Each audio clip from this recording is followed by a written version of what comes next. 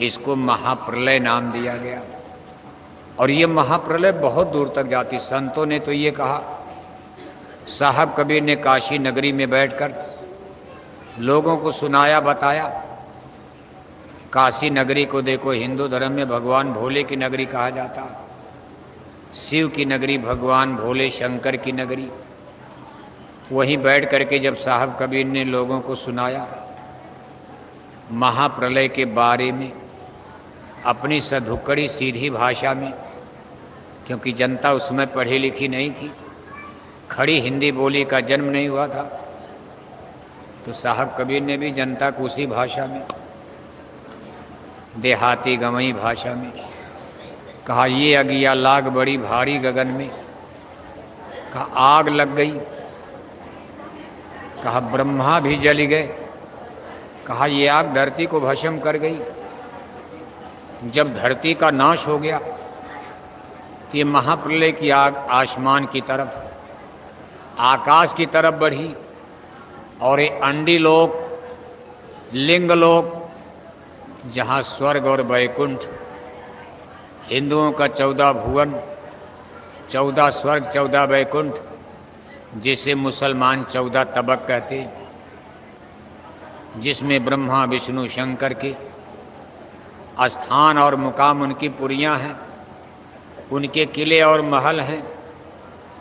ये आग देखो धरती को ख़त्म करने के बाद ये महाप्रलय की आग अंडी लोक की तरफ चली गई, और वहाँ जा कर के कहा ब्रह्मा भी जल गए, विष्णु भी जल गए शंकर जटाधारी गगन में। ये अगिया लाग बड़ी भारी गगन में। कहा ब्रह्मा नहीं, विष्णु नहीं, शंकर, कोई नहीं बचा। स्वर्ग वैकुंठ भी खत्म हो गया। उसके बाद फिर आग आगे बढ़ी। परम पूज्य स्वामी जी महाराज अपने सत्संग में कहते थे कि ये महाप्रलय की आग भंवर गुफा, जिसको सतलोक का नाका कहा जाता, वहाँ जाकर के ये समाप्त होती, वहाँ तक विनाश हो जाता। तो फिर जब धरती नहीं तो हम लोग कहाँ, गांव घर मकान सब। लेकिन आत्मा, जीवात्मा, यानी सोल, ये अमर है, इसका तो नाश होता नहीं। फिर धीरे फिर रचना बनती है, फिर बनाया जाता, धरती बनती है, सूरज चांद तारे बनते, स्वर्ग वैकुंठ, और फिर आत्माओं को नीचे उतारा जाता। इस तरह से कितनी बार महाप्रलय हो चुकी है, कितनी बार जल प्रलय हो चुकी है। साइंस और विज्ञान, फिजिक्स, उसका था पता नहीं लगा पा रहे, लेकिन हमारे स्पिरिचुअल पर्सन्स, आध्यात्मिक महापुरुषों ने, संतों ने, महात्माओं ने, फकीरों ने अपने स्पिरिचुअल लिटरेचर्स, आध्यात्मिक ग्रंथों में, रामायण, गीता, वेद, भागवत, शास्त्र, पुराण में इन सारी चीज़ों का बयान किया। लेकिन आज के इस वैज्ञानिक युग में लोग उस पर विश्वास नहीं करते। इस तरह से देखो, जब धरती पर मनुष्य ने जन्म ले लिया तब उनका एक ही धर्म है। अभी 2-4 धर्म नहीं, न हिंदू धर्म, न मुसलमान धर्म, न सिख धर्म, न ईसाई धर्म। जिस दिन मानव धरती पर पैदा हुआ, सारे संसार के मनुष्य एक ही धर्म को सपोर्ट कर रहे, फॉलो कर रहे। उसको सनातन धर्म कहा गया है। सनातन धर्म का मतलब जिसमें शब्द और प्रकाश का ज्ञान होता, शब्द और प्रकाश के ज्ञान को सनातन धर्म कहते हैं। प्रकाश का मतलब, जैसे मान लो भगवान भास्कर छिप जाए, अंधेरा हो जाए, अंधेरी रात हो गई, आपके पास आँख तो है लेकिन कोई टार्च, लाइट, लैंप, रोशनी नहीं है, बिजली का बल्ब नहीं है, आसमान में सूरज है नहीं, रात हो गई। आँख रहते हुए भी आप नहीं देख पाओगे। आँख है, ये आपकी आँख भी तभी देखेगी जब कोई प्रकाश पुंज, प्रकाश का सोर्स होगा। टार्च जलाओगे, लैंप जलाओगे, दिया जलाओगे, दीपक जलाओगे, या भगवान भास्कर निकल जाए, सुबह हो जाए, दिन हो जाए, इसी तरह से ब्रह्मांडों में देखने के लिए प्रकाश की आवश्यकता, वेव्स ऑफ लाइट। आज हमारा आप आंख बंद करो, आप ऊपर तो अंधेरा नजर आ रहा, ऊपर प्रकाश है ही नहीं। लेकिन जब लोगों में प्रकाश था, अंदर में स्वर्ग वैकुंठ देवी देवता ईश्वर ब्रह्म, जब ये जीव जगत में पहले पहल आया, इस शरीर रूपी पिजड़े में इसको सिचुएटेड किया। शरीर तो पिजड़ा है ना, शरीर आत्मा नहीं है। आत्मा अलग है, शरीर अलग है। जैसे बिजली के बिना कोई मशीन नहीं चलती, बिजली चली जाए तो सब मशीनें डेड, ऐसे आत्मा ही शरीर को चला रही। आज आपकी आंख देख रही है आत्मा के बल पर, आपका कान सुन रहा है आत्मा के बल पर, जबान ट्रांजिस्टर की तरह बोल रहा है आत्मा की शक्ति से, हाथ पैर आपका काम कर रहा है आत्मा की शक्ति से। जिस दिन आत्मा शरीर से निकल गई, उस दिन आपका शरीर ही जमीन पर गिर जाएगा, डेड मुर्दा हो जाओगे। सारा खेल आत्मा का है। और जब आत्मा को यहाँ ला करके बैठाया दोनों आँखों के बीच में, तो जिस रास्ते यहाँ लाया गया, सामने दरवाज़ा खुला था और ब्रह्मांड में पूरी रोशनी। यहाँ तो आप एक सूरज का प्रकाश देख रहे हो, उधर कोटिन सूरज चाँद सितारे, करोड़ों करोड़ों अरबों अरबों सूरज चाँद तारों का प्रकाश उसमें आत्मा देख रही थी। इसको कहाँ से लाया गया, कैसे कैसे उतार कर यहाँ लाया गया, आत्मा को समय दिखाई दे रहा था। और शब्द यानी परमात्मा भगवान ब्रह्म दिखाई दे रहे थे, और उनका शब्द यानी उनकी आवाज़ भी सुनाई दे रही थी। इसको आप इस तरह समझ सकते हो, जैसे इस समय देखो, आज के आदमी को, पढ़े लिखे आदमी को समझाना और आसान है। जैसे इंटरनेट, कंप्यूटर, मोबाइल का युग आ गया, आपके हाथ में मोबाइल है, आदमी देखो बंबई से बोल रहा, आपके पटना से बंबई की दूरी करीब 1800-1900 किलोमीटर होगी। जब आप मोबाइल कान में लगाते हो, मालूम पड़ता आपके कान में बोल रहा है, जबकि आदमी बंबई से बोल रहा है। और आपको लगेगा हमारे कान ही में कोई, बगल में आदमी नहीं सुन रहा, बगल वाला आदमी नहीं सुन पा रहा, और आपने मोबाइल कान में लगा दिया।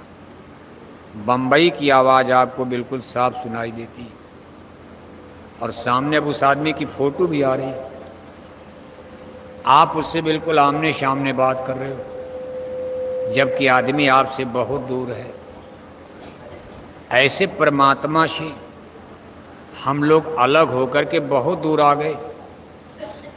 लेकिन जब ये शब्द और प्रकाश का ज्ञान था, तो सामने बिल्कुल परमात्मा दिखाई देते थे, और उनसे हमारी आपकी बात भी होती रहती थी, उनकी आवाज़ भी हम सुनते थे, उनकी फोटो, रूप, रंग, चेहरा भी देख रहे थे।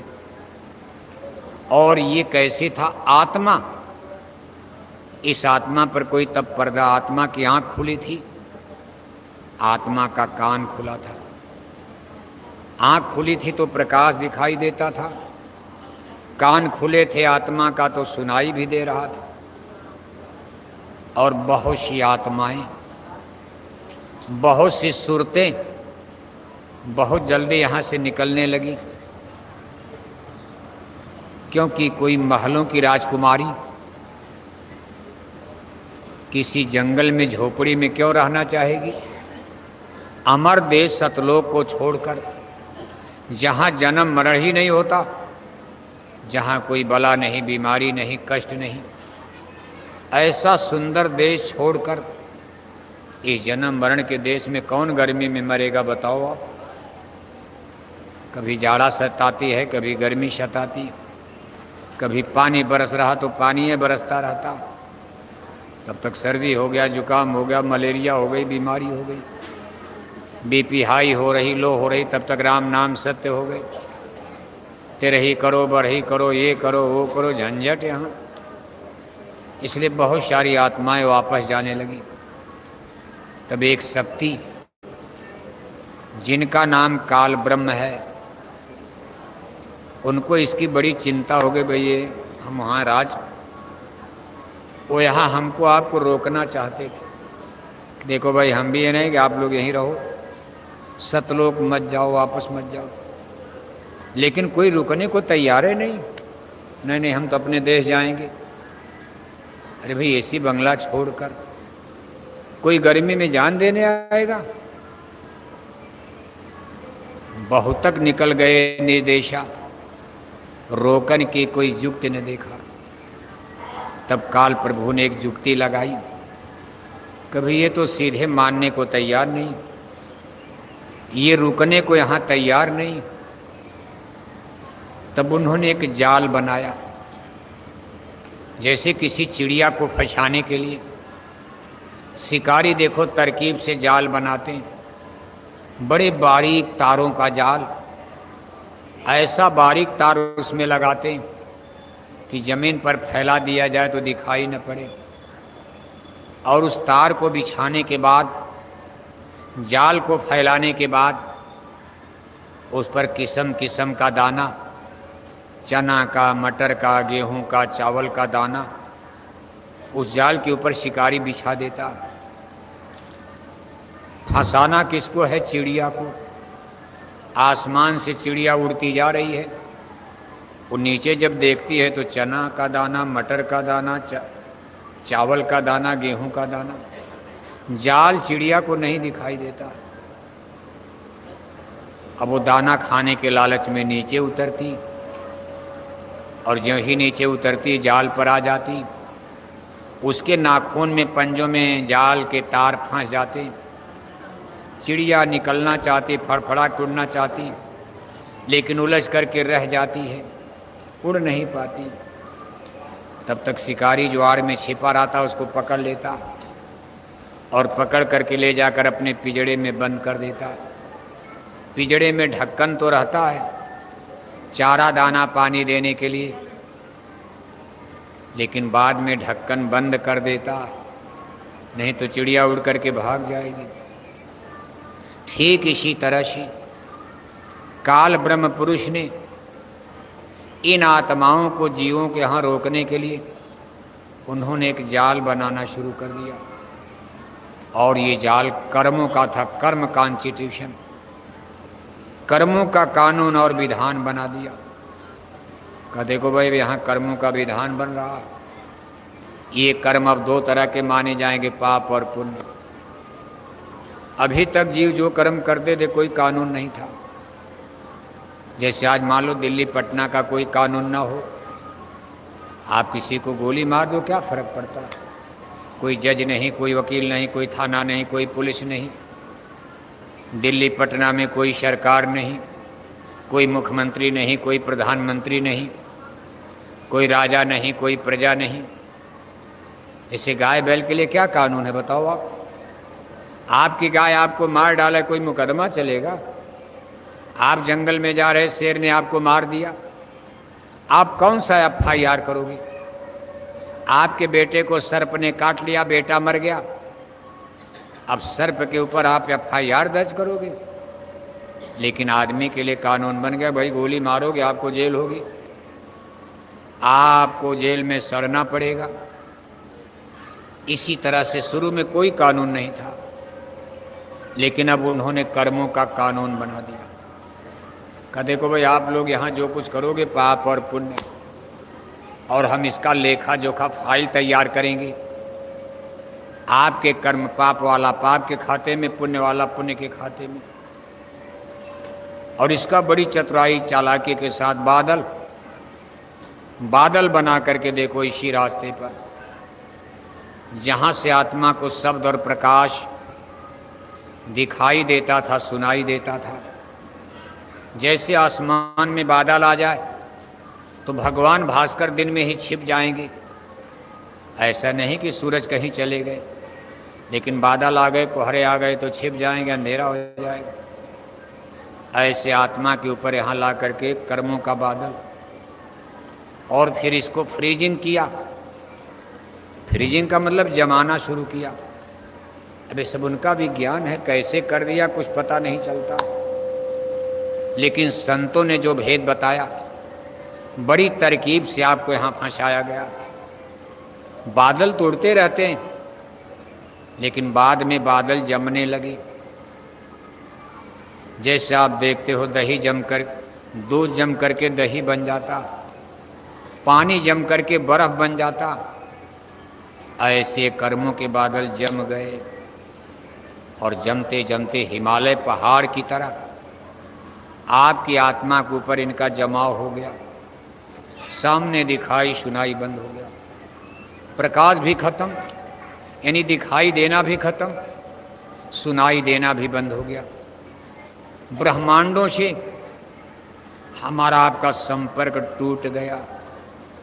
जैसे आपका मोबाइल खराब हो गया, अब आप अपने रिश्तेदार से बंबई में नहीं मिल सकते हो, आपको बेचैनी होगी, भाई मोबाइल बंद है, क्या बात हो गई। कभी कभी आदमी को होता कोई घटना तो नहीं हो गई, हम बार बार मोबाइल लगा रहे, उठा ही नहीं रहे, मोबाइल टों टों कर रहा। इसी तरह से आपका देखना सुनना सब बंद हो गया।